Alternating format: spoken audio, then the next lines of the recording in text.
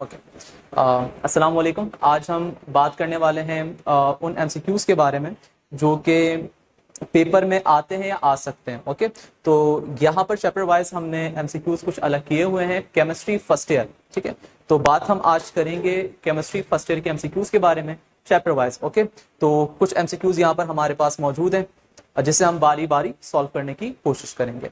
तो सबसे पहले हमारे पास पहला एमसीक्यूज है 1 मोल ऑफ SO2 कंटेन। अच्छा, ये जो हमारे पास SO2 है तो हम जानते हैं कि SO2 के अंदर एक एटम सल्फर का है और दो एटम, अगर SO2 की बात करूं तो एक एटम सल्फर का और दो एटम उसके अंदर किसके हैं भाई, ऑक्सीजन के। तो 1 मोल के अंदर हमारे पास क्या पॉसिबल ऑप्शंस यहाँ पर मौजूद हैं। तो यहाँ पर अगर मैं पहला ऑप्शन देखूं तो 6.02 exponent 23 atoms of oxygen. No, एक मोल के अंदर हमारे पास 2 टाइम्स है ना ऑक्सीजन, SO2 में 2 टाइम्स है, तो ये 1.2 एक्सपोनेंट 24 होना चाहिए, जो कि ऑप्शन मौजूद नहीं है, तो पहला ऑप्शन हम हटा देते हैं। ठीक है, सेकंड है 18.1 एक्सपोनेंट 23 मॉलिक्यूल ऑफ SO2। भाई एक मोल के अंदर तो हमारे पास 6.02 एक्सपोनेंट 23 मॉलिक्यूल्स होने चाहिए, तो इसे भी हटा देते हैं। थर्ड ऑप्शन है हमारे पास 6.02 exponent 23 atoms of sulphur. Yes, एक मॉलिक्यूल के अंदर एक सल्फर है तो 10 मॉलिक्यूल के अंदर 10 सल्फर होंगे, और इसी तरह एक मोल मतलब 6.02 एक्सपोनेंट 23 मॉलिक्यूल्स के अंदर कितने सल्फर के एटम होंगे, 6.02 एक्सपोनेंट 23। तो ऑप्शन जो आपका है करेक्ट दिस वन। सेकंड आपसे कहते हैं atom has 8 proton. Proton indicate करता है एटॉमिक नंबर को, और एटॉमिक नंबर हमारे पास 8 किसका होता है, वो होता है हमारे पास ऑक्सीजन का। भाई हम कहेंगे कि ऑक्सीजन का एटॉमिक मास तो हमारे पास 16 होता है, लेकिन ये तो हमारे पास 18 हो जाएंगे, तो भाई ऑक्सीजन का आइसोटॉप भी तो होता है 8 और 18। ओके, तो ऑक्सीजन इज द करेक्ट। तो आपने एटम्स को पहचानना होता है किससे, उसके एटॉमिक नंबर से, ना के मास नंबर से। ओके, थर्ड है आपके पास ये volume occupied by 1.6 gram of O2 at STP। तो अगर मैं O2 के बारे में बात करूं तो इसके एक मोल में 32 ग्राम होते हैं, और 32 ग्राम का वॉल्यूम कितना होगा, 22.4 dm³ STP पर। तो अगर 32 का आधा करूं तो कितना हो जाएगा हमारे पास 16। ठीक है, 16 में हम क्या करेंगे एक्चुअली, और या फिर सिंपल काम करना चाहिए इतनी पंचायतों से बचने के लिए, तो आप फॉर्मूला लगा लो simple, mole multiply by 22.4 STP के लिए फॉर्मूला होता है हमारे पास। तो मोल हमने कैसे निकालने हैं, मास कितना गिवन है हमारे पास 1.6 ग्राम, तो 1.6 डिवाइड बाय ऑक्सीजन का मॉलिक्यूलर मास 32 मल्टीप्लाई बाय 22.4। तो ये काम अगर आप कर लो तो आपको आंसर मिल जाएगा 1.12 dm³। थर्ड है आपके पास while determining empirical formula V divide by element. Okay, यहां पर इस एमसीक्यूज में थोड़ी सी ऑप्शन में गड़बड़ी है, तो हम नीचे चलते हैं थोड़ा सा।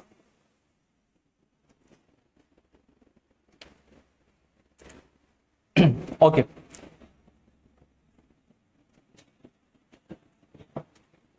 ओके, तो यहां पर हमारे पास how many significant figure represented in the following. Okay, तो यहां पर अगर मैं देखूं तो हमारे पास जो डेसिमल के बाद फाइनल जीरोस होते हैं वो सिग्निफिकेंट होते हैं, साथ में नॉन जीरो भी सिग्निफिकेंट हो जाएगा। तो total number of significant figure कितने हो गए हमारे पास 3। 10 gram of H2SO4 is equal to 10 gram, molecular mass कितना होता है 98 ग्राम। तो जब आप डिवाइड करोगे तो कितने आपको मोल मिलेंगे, आपको मिलेंगे 0.1023 मोल्स। ओके, तो अगर मैं यहां पर देखूं नेक्स्ट वाले को, तो यहां पर लिखा है the volume occupied bye 3.01 exponent 23। Actually अगर हम बात करें 6.02 एक्सपोनेंट 23 की, तो ये कहलाता है 1 मोल, और 1 मोल का वॉल्यूम कितना होता है बच्चों 22.4 dm³ STP की बात कर रहा हूं।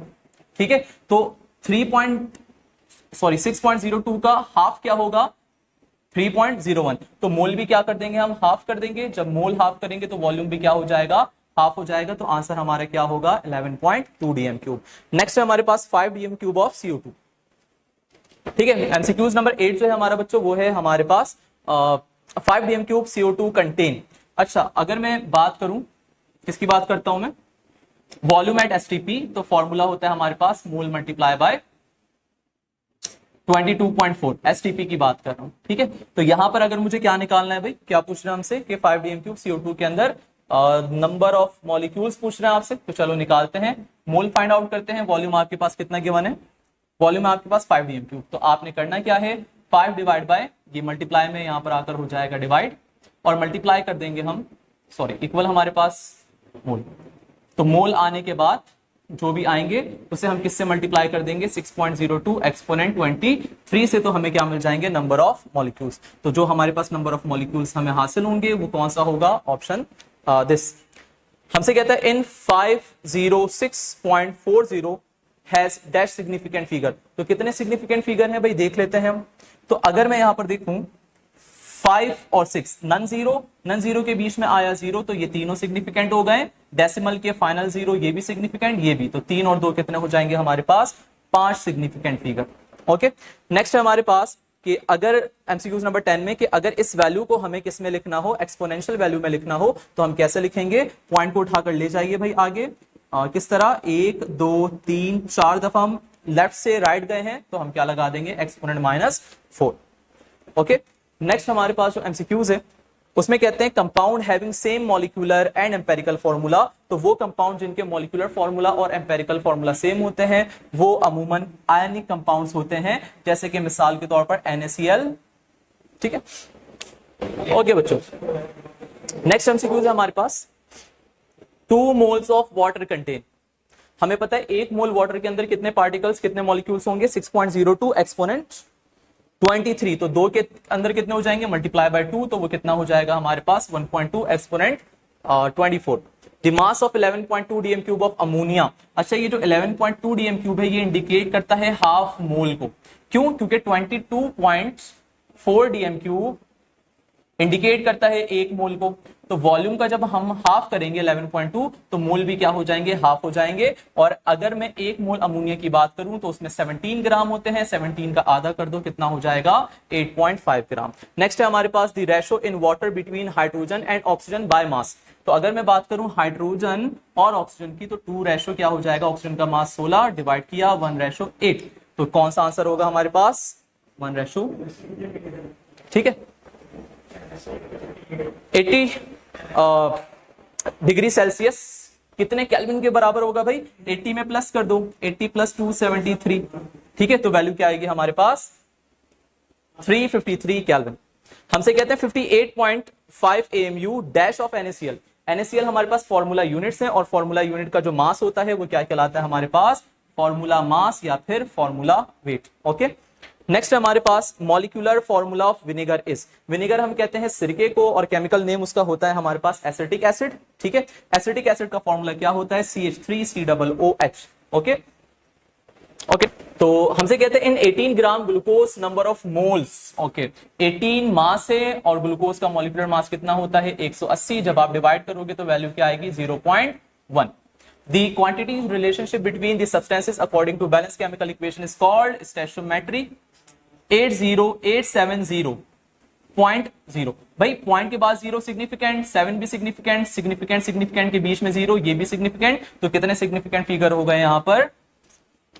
The molecular formula of vitamin C is C6H8O6। तो भाई 6:8:6, तो कैंसिल आउट कर देंगे, क्या मिलेगा हमें C3H4 और O3। ओके, तो करेक्ट आंसर हमारा कौन सा हो जाएगा दिस। ओके, तो आगे देखते हैं।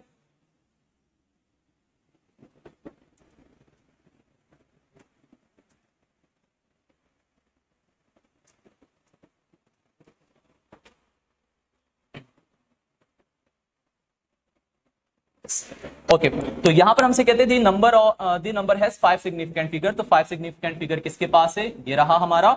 A beaker containing 180 gram water. 180 ग्राम को 18 से डिवाइड करूं जो कि वाटर का मॉलिक्यूलर मास है, तो वैल्यू क्या आएगी हमारे पास 10। अब 10 को किससे मल्टीप्लाई करना है हमें, 6.02 एक्सपोनेंट का 23। 10 से मल्टीप्लाई होकर एक पावर में इजाफा, तो ये कितना हो जाएगा 6.02 एक्सपोनेंट 24। नेक्स्ट देखते हैं।